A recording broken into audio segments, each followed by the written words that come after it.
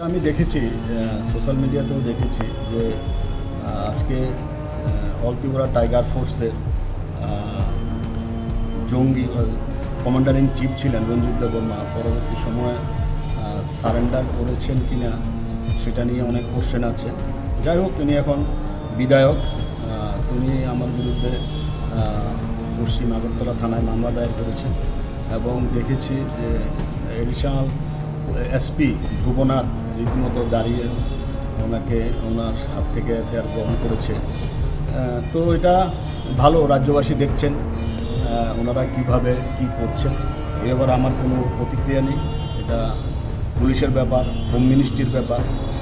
তো আমি এই ব্যাপারে আমার যারা লয়ার রয়েছেন তারা বিষয়টা দেখছেন, ওরা যা করার করবেন।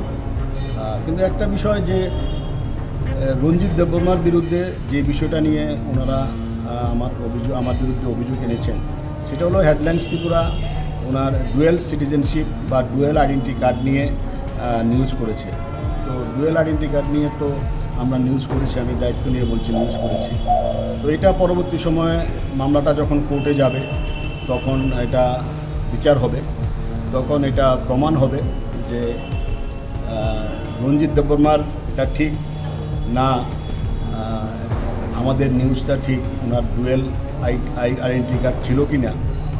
দেখা গেছে যে আমি দেখেছি আমার বন্ধু সাংবাদিক মানস পাল উনি সোশ্যাল মিডিয়াতে লিখেছেন যে উনি জেনেভা গেছেন, বাংলাদেশে ওনার ঘাঁটি ছিল। তো জেনেভা গেছেন পাসপোর্ট নিয়ে, ইন্টারন্যাশনাল পাসপোর্ট, বাংলাদেশের গণপ্রজাতন্ত্রী বাংলাদেশ সরকারের পাসপোর্ট নিয়ে গেছেন।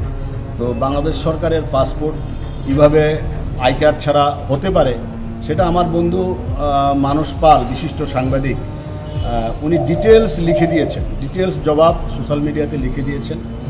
তো আমি এইসবগুলোকে গুরুত্ব দিই না, কখনোই দিই না, কারণ অতীত আমার বিরুদ্ধে বহু এরকম করেছে, এরকম ষড়যন্ত্র করেছে, কিন্তু একটা ষড়যন্ত্র টেকেনি।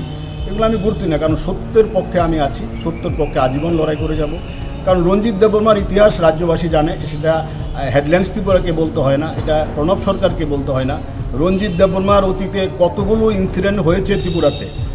রঞ্জিত দেববর্মা যখন কমান্ডার ইন চিফ ছিল টাইগার ফোর্সের, এটিএফ কতগুলো ইনসিডেন্ট করেছে, এটা পুলিশের খাতাতে ডাটা আছে। এবং এই ধ্রুবনাথ এসপি পুলিশ সুপার উনি ওনার অনেক পুলিশকেই তো ওনারা অ্যাটাক করেছেন। কীভাবে একজন সারেন্ডার করলে যদি একটা লোক ভালো হয়ে যায়, এটা ধ্রুবনাথ এসপি বা স্বরাষ্ট্রমন্ত্রক জবাব দেবেন যে সারেন্ডার করলেই যে যদি একটা লোক ভালো হয়ে যায়। এবং অতীতে দেখা গেছে সারেন্ডার করেও অনেক অ্যাক্টিভিটিস ওরা চালিয়ে গেছে। আর রঞ্জিত দেববর্মা বর্তমানে কী করছে সে রিপোর্ট হোম মিনিস্টারের কাছে আছে, সে রিপোর্ট রাজ্যের মাননীয় মুখ্যমন্ত্রীর কাছে আছে। ওনাদের স্বরাষ্ট্রমন্ত্রক বিষয়টা দেখছে। সেন্ট্রাল আমিও পাঠিয়েছি, সেন্ট্রাল হোম মিনিস্ট্রির কাছে পাঠিয়েছি ডিটেলস, এবং প্রধানমন্ত্রী মন্ত্রকের কাছে আমি পাঠিয়েছি। আমি আজকে সব টুইট করব। আমিও আরেকটা মামলা করছি রঞ্জিত দেববর্মার বিরুদ্ধে আজকে, যে উনি কীভাবে একটা মিথ্যাকে আশ্রয় করে অতীতকে ধামাচাপা দেওয়ার জন্য একটা মামলা করতে পারে। আমিও আরেকটা মামলা করছি, আমার লয়ার ইতিমধ্যে এটা রেডি করছে, আমার লয়ার প্যানেল আমি আজকে তৈরি করেছি, লয়ার প্যানেল এটা রেডি করছে। এবং central home minister, prime minister এবং সেন্ট্রাল হোম মিনিস্টারকে আমি এগুলো ডিটেলস পাঠিয়েছি।